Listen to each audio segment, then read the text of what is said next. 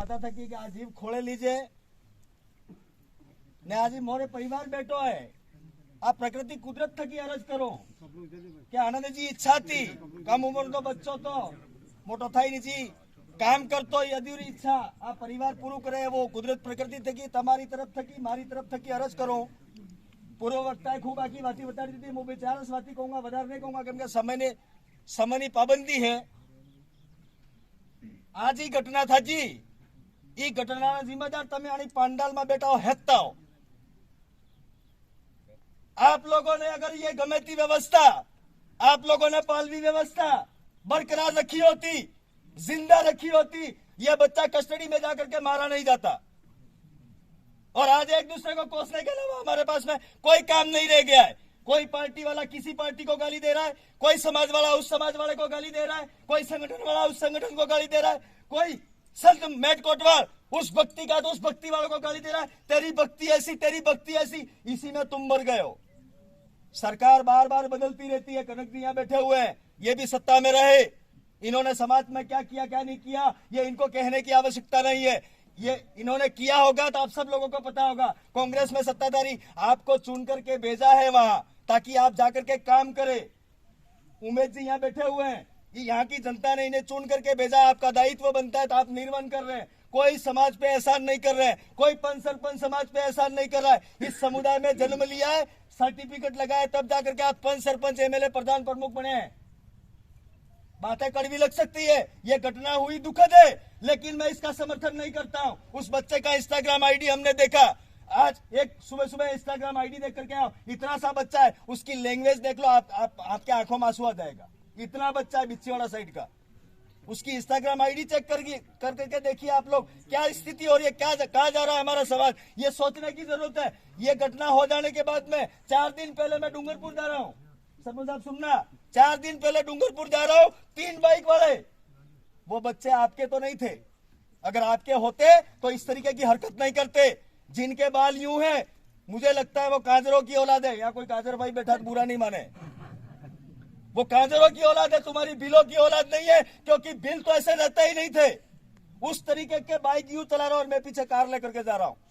मन तो हुआ, गाड़ी मैं नहीं चला रहा था, अगर चला रहा था तो 110% उसको मैं रोकता जरूर। फिर भी मैंने बस स्टैंड पे जो लोग रहते हैं खाकी ये व्हाइट वर्दी वाले, उनको टेलीफोन किया कि 3 बाइक आ रही है बिना नंबर की, उनको रोको।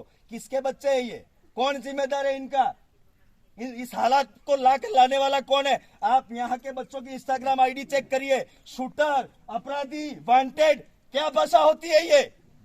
एक बच्चा मर गया हमारे पाल के अंदर, समाज में डीजे बंद करवा के चला गया, रकम बंद करवा के चला गया। ये बच्चा मरा, तुम्हारी गमेती व्यवस्था को वापस लाने के लिए वो अपनी जान दे करके चला गया। बच्चा कैसा था हमें नहीं मालूम, क्या था नहीं मालूम, उसकी जान चली गई। इसलिए हम सारे लोग कलेक्ट्रेट जाकर के बैठे और यहाँ दोगड़ा में रहते के तुम लोग आग लगा देते।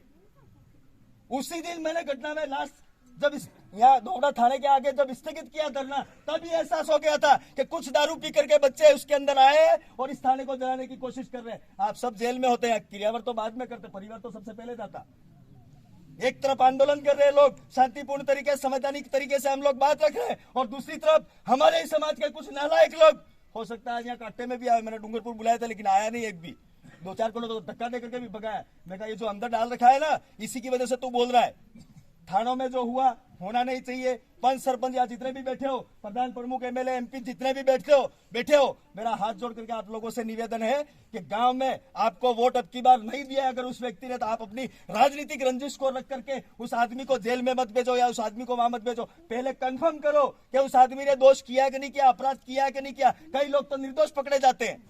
ये 2-4 बातें थी समाज को लेकर के। जब भी समाज आवाज दे, हमारे बीच में फलोजिया साहब भी बैठे हुए, वैसे मामा होते हैं मेरे, विचार करो है तो आदमी बामों ने मामो हरते था तो वे हमारे दादी का राखी बांधी दौरा था इनका। ये हर अपने समाज में हर जगह आते हैं, ये देखते हैं। मैं लास्ट निवेदन करके जा रहा हूँ, जितनी भाइयां यहाँ बैठी है, आप जो मुंह में दर्द हो रहा है उस दर्द की दवाई खा रहे हो, मैं नाम नहीं लूंगा उसका, जो दवाई खा रहे हो ना, कम से कम बच्चों के साथ मत खाना। और यहाँ जितने आगे बैठे हो तुम लोग जो नशा कर रहे हो, और इस पूरे शहर में नहीं पूरे राजस्थान के अंदर जो जहर बिक रहा है, जिसको तुम पी रहे हो।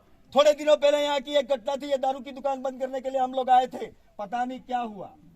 आप लोगों ने साथ नहीं दिया। मेट कोटवालों से मेरा तो निवेदन है कि गोविंदगढ़ महाराज, संत मावजी महाराज, संत सुरमाल महाराज एक चीज चाहते थे, इस एरिया को दारू विहीन किया जाए, इस एरिया में शिक्षा है, इस एरिया में समाज आगे जाए, ये सोचते थे। लेकिन हम नेताओं ने तो गड़बड़ी कर दी। पंच सरपंच बनने वालों ने तो दारू पिलाया, एमएलए एमपी बनने वालों ने दारू पिलाया, इन्होंने तो समाज को खराब किया। गाली किसको दे रहे हो अब तुम? खड़े होकर के मेरे जैसा भाषण देता है, गलती तो मेरे में है ना। मैं कितना सुधरा हुआ ये सोचने की जरूरत है। फिर मिलेंगे, फिर बात करेंगे। यहाँ जितने संत आए हो, मेरे दादा कोटवाल कहते हैं जीवन एक बार मिला है, दोबारा मिलने वाला नहीं है। इस जीव में आया है, इस समुदाय में आया है, तो जब तक जिंदा है तब तक इस समुदाय के लिए जी करके मरना।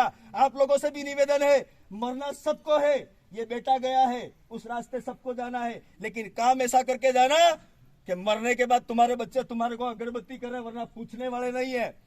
और जितने यहाँ आए हो, बच्चे स्कूल भेजते हो, खाना खा करके भेजना, भूखे भेजते हो, वो 10-10 रुपए के वेफर खिलाते हो, अच्छी बात नहीं है। समय ज्यादा हो रहा है, बोलने का बहुत मन करता है, यहाँ दुखता है, इसलिए कहते हैं पार्टियां आती रहेंगी, जाती रहेंगी, नेता बनते रहेंगे, जाते रहेंगे, लेकिन समाज जिंदा रहेगा तब जाकर के काम होगा। और समाज को आगे ले जाना है तो गम्मेती व्यवस्था की ओर लौटना होगा। आपके गांव की ताकत को समझना होगा, ग्रामदानी गांवों को आगे लाने की जरूरत है। बहुत सारी बातें हैं कहने को, जब समाज आवाज दे, इकट्ठे होकर के एक साथ आना समुदाय के लिए। रिजर्वेशन की बातें रह गई है, कभी फिर मिलेंगे, फिर बात करेंगे। छोटी मोटी बातों को लेकर के लड़ाई झगड़े करना मत, जमीनें यही रह जाने वाली है। जितना अच्छा बोलोगे इतना अच्छा तुम्हारे आंगन में मरने के बाद लोग आएंगे। भी तो नेता भी बन जाओगे, कितने भी बड़े समाज सेवी आप नौकरी वाले बन जाओ, मरने के बाद अगर आपके आंगन में लोग नहीं है तो आपकी क्या कमाई है वो उसी दिन दिखती है। इन्हीं बातों को कहते हो। पुनः माँ भोहाल से, कुदरत प्रकृति से अर्ज करता हूँ कि जीव को खोले ले और इनकी अधूरे सपने को ये परिवार पूरा करे। धन्यवाद। जय जोहार।